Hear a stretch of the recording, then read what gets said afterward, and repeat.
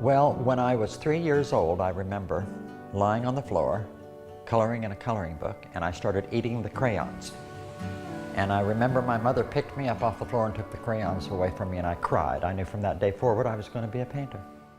I like to keep the atmosphere a lot like the atmosphere that would have been created by the old masters, because back then all they had to work with was candlelight, or if they painted during the natural light during the daytime. And I like to kind of get that low lit dark tone in there.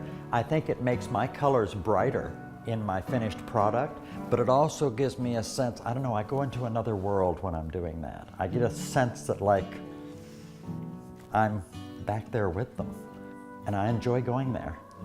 With my portraits of elected officials and high-achieving people, I'm always fascinated by people who can come from very humble beginnings and climb the ladder, and through their own intense state of mind, scruples and morals and character, achieve heights that many of us can only dream of. I'm always fascinated by how people manage to do that and rise to levels that most of us can only dream of. And I try and infuse in my subjects when I paint them and bring that character out of them. And when I don't have a subject to paint, or I don't have a commission to work on, then I'll sit down and paint myself. I do about one a year because I really like studying my aging process. And when I paint myself, I don't have to worry. I can be as brutal as I want and as honest as I want. I can paint every line, every pockmark, you name it, and get away with it. When you're painting somebody else, especially if it's a commission piece, you got to be very careful. Yeah, that's my most recent self-portrait, but basically what I wanted to do was capture what it's like to be sitting in your studio and working and being frustrated and tired and wondering, you know, if what you're doing is going to go anywhere. And it was just, I wanted to kind of capture that feeling in that. It's called The Painter. And I wanted to give the essence of you know, what it's like to see if you're going to go anywhere with what you're doing. Of course, it's an ever-evolving and changing process. You're never really there. As a matter of fact, a painting is never really even finished. I can't think of one in here that is actually completely finished the way I can go back and look at it 2 or 3 months later and go, oh, I wish I would have done that. My painting of President Clinton, which is huge, it's life-size painting. 200 years from now, when young people go into the Clinton Library and they see that painting, they're going to see those initials down on the bottom, R.B. McGrath. Mission accomplished. I've preserved something, created something for the historical record. It's all about legacy. I think it's what you contribute back to society that is the most important element of living. Giving back and leaving your mark and making a legacy for yourself.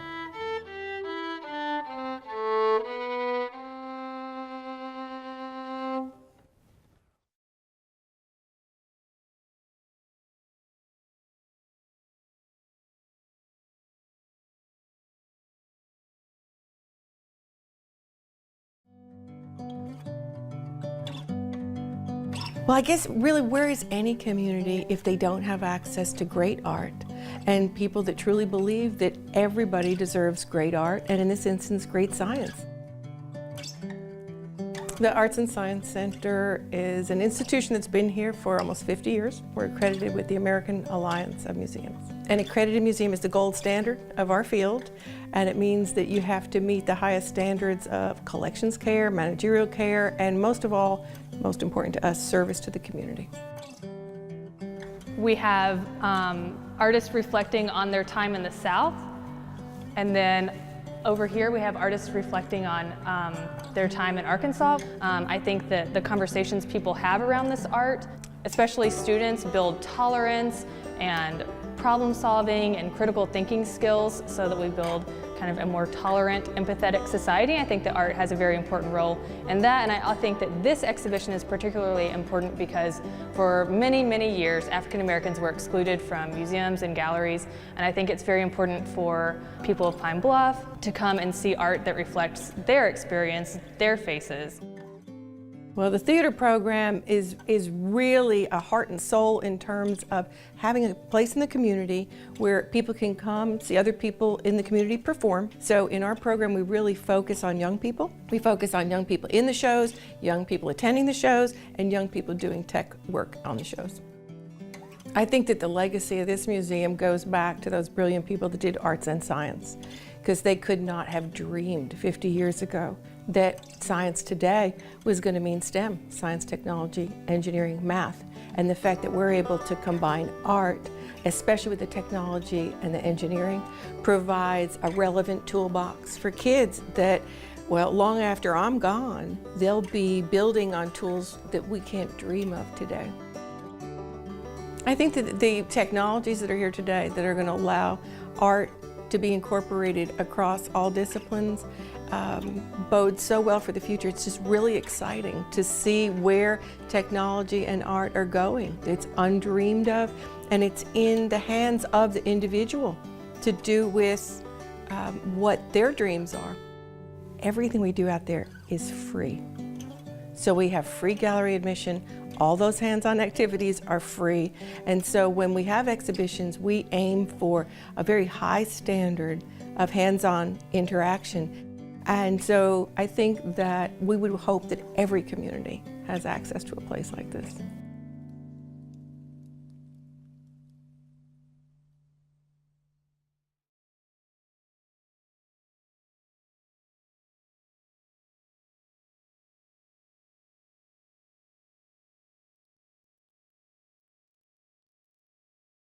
I'm a medical doctor, but I hadn't intended to be. I was going to be a musician. So when I was a senior in high school, went to the university to audition for a scholarship in music. And after playing 3 wonderful pieces that they recommended, the lady who was giving the audition looked at me and said, "So what do you want to do in life, Mr. Bruce?" And I said, "Well, I'd love to be a concert pianist, but I know that's difficult." But she said, "Stop right there." She said, "Have you thought about carpentry or have you thought about plumbing?" And so that became the end of my musical career. Integrating art and my sort of professional interests in other areas has always been something that's not just a task, but a real joy. I've been involved in Wildwood in one way or another over a number of years. We came back to Little Rock at the time when they opened the theater for the first time. A beautiful new theater, and still is one of the elegant theaters in Little Rock area, but there was no landscaping. And so everybody was tracking mud inside, and so I said to the artistic director, "You need to put some grass turf down or something, because everybody's ruining your new floors." And she said, "Well, we've spent all of our money on the building, and we don't have any money for that." So my wife and I decided to give them a small financial award to put down some grass and a little bit of shrubbery and to do a little bit of landscaping around the theater building itself. And she embarrassed us by putting a brass plaque out there that said the Bruce Garden. And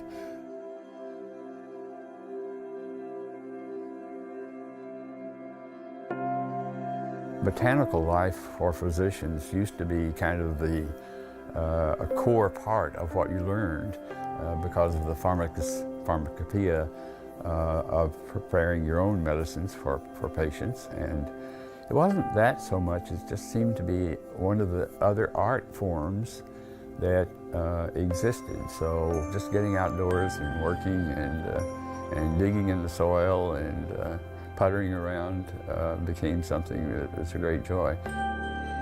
But it's such a beautiful place and such a joy to be there that it is one of the treasures that one carries along with you, whatever else you do.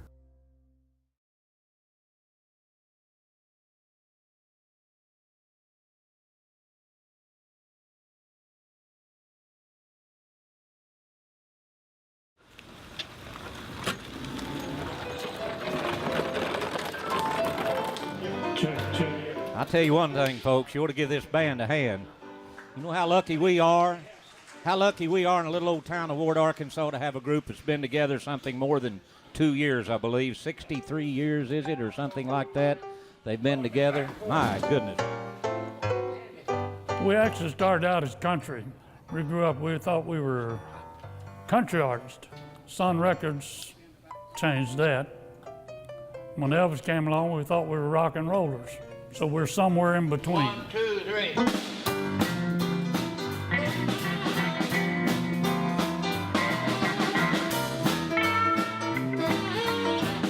Well, in the earlier years, we played with nearly all the Sun artists. We played with Carl Perkins, Elvis, did some touring with Johnny Cash and Roy Orbison, some of those people, Jerry Lee Lewis.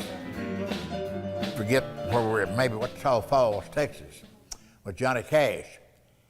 And I had never seen a guy handle a heckler, but this guy kept on heckling Johnny.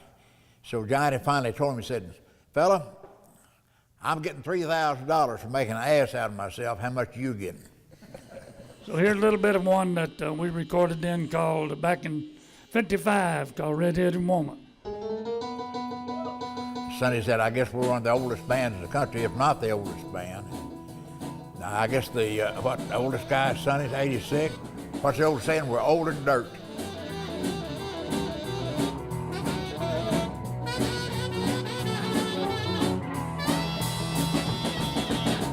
We got a lot of fond memories, you know, and there's not many people left that have the memories that we had.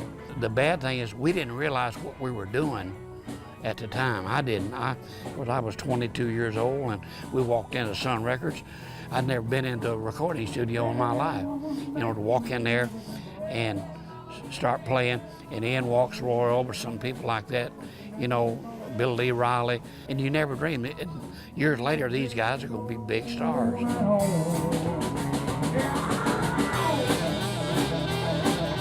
All I say is thank goodness. That's right. We've lasted Thank this the good long. Lord, that's right. We still do. And if I'd have known I was going to last this long, I'd have took better care of myself.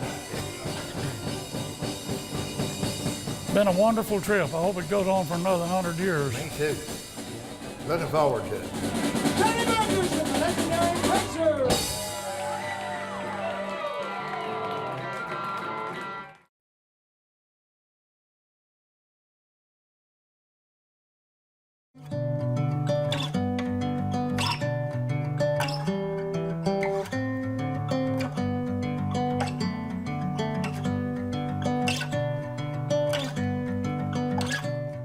Deltic Timber Corporation is a company that focuses on the management of high-quality timberlands, primarily here in Arkansas. We develop our higher and better use land into high-value real estate, which Chenal Valley is an example of. As they were planning Chenal Valley, a master plan community of about 5,000 acres here in West Little Rock, they knew the need for setting aside high-quality land for the arts, because it would enhance the development and add to the quality of life here. Arts don't support themselves. It takes people that are committed. These are long-term projects, and Wildwood would be an example of that. The basis for Deltic donating the land was for it to develop into a scenic facility based in the arts. Arts is the magic that is the catalyst that creates the consensus for people to come together and want to live in a location. So it's all about the quality of life. We're in the business of designing communities for people to live, work, and play, and arts are a piece of that. We're extremely proud of it. We're always proud to show it to visitors that come to our state, as is our State Chamber of Commerce and the Little Rock Chamber of Commerce. I would just say that Deltic Timber Corporation is truly an Arkansas-based corporation. We own 530,000 acres of high-quality timberland in central Arkansas and south Arkansas. We're the third largest landowner in the state. Arkansas is important to Deltic's timber. Arkansas's development and growth is important to Deltic Timber, and Deltic Timber is a partner with Arkansas in that adventure.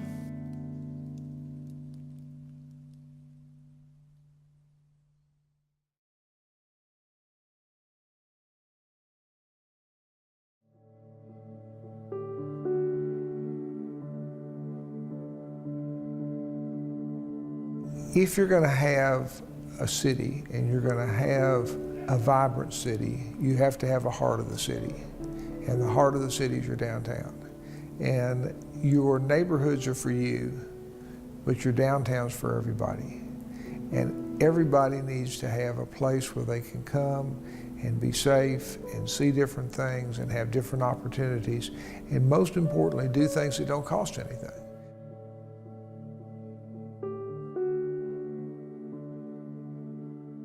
We now have, if you count what's at War Memorial, over $3 million worth of sculpture. And now that is almost every penny of that is not governmental money. It's money that has been donated or from grants or from different other things that have gone in to do those sort of things. And what it does is it makes your city more livable.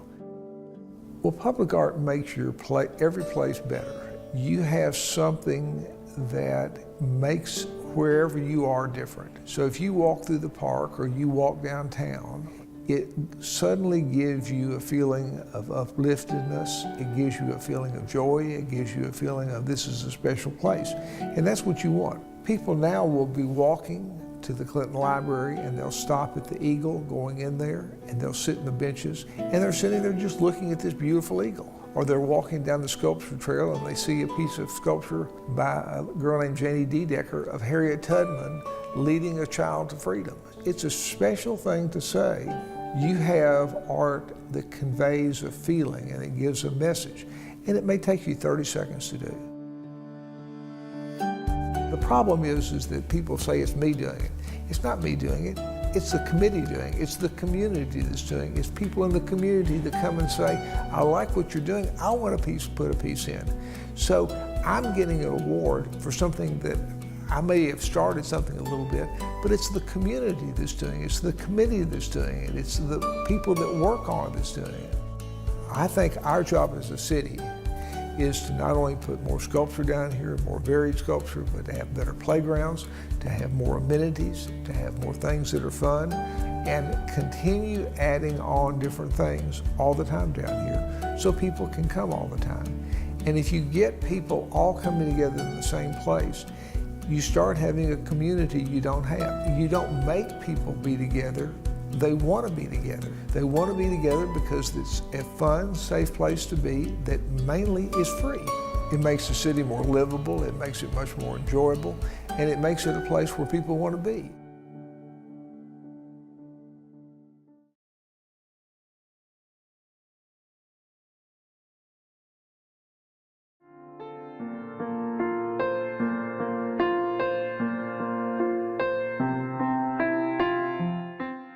Well, the Timmons Arts Foundation were established in 2011, and we worked with various school programs to help them with their arts and music programs. We've helped individuals, not at-risk babies who maybe weren't able to afford instruments, purchase instruments so they could live their dream of playing or drawing or acting, whatever their interests are.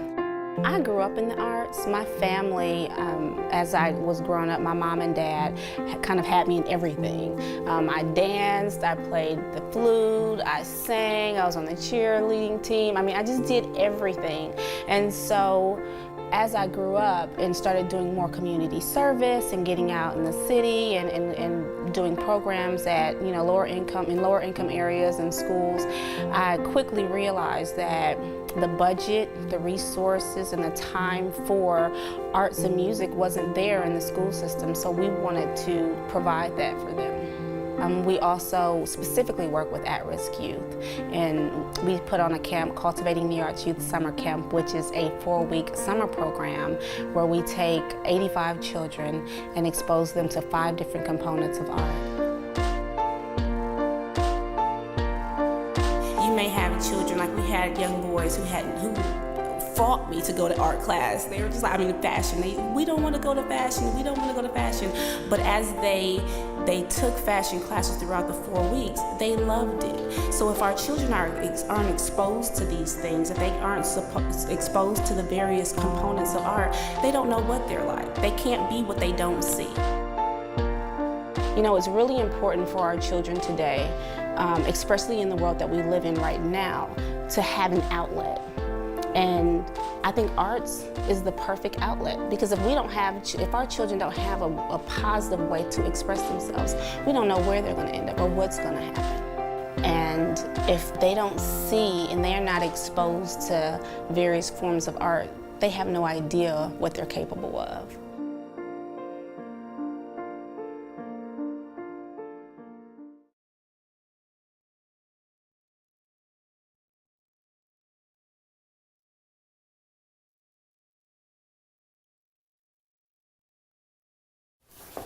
Okay, goodness, I don't know where to start. My 4th grade teacher at Oakhurst Elementary, Miss Moore, called me an artist, and I have been an artist ever since. When I was a senior, the student council had a contest for an official school seal at Little Rock Central, and we did not have one at that time. So I sketched out several designs, decided on something, and got my entry turned in just in the nick of time, and mine won. And to my surprise, when they revealed the annual that year, the picks, it was on the cover. This is the annual that I was talking about, cover up at 68. They still use it today. So every time I see it in print, I just think, oh my goodness, I designed that and it was a long time ago. I was an art teacher in K-12, so most of my years have been spent in middle school, but I've done either end, elementary through high school. I designed the Arkansas egg for the Egg Council one year and got to meet Mrs. Bush. I see art in everything, every subject matter. And I tried, when I was teaching, to show that to my students, that when they look through their history books, they're going to see art history. When they, look through their literature books, they're going to have references to art. And you need to know science, because if you're going to paint a tree, you need to know what kind of tree you're painting. Do you like teaching, or do you like doing your own artwork? Well, I probably am a teacher because I could never decide what my favorite thing to do was. So when you teach, you get to do everything. Hopefully my students that became artists would hear my voice saying, turn your mistakes into masterpieces, instead of wadding that paper up and throwing it away or casting that canvas aside. I always tell them they learn more from struggling through a mistake and correcting it than they did from starting over.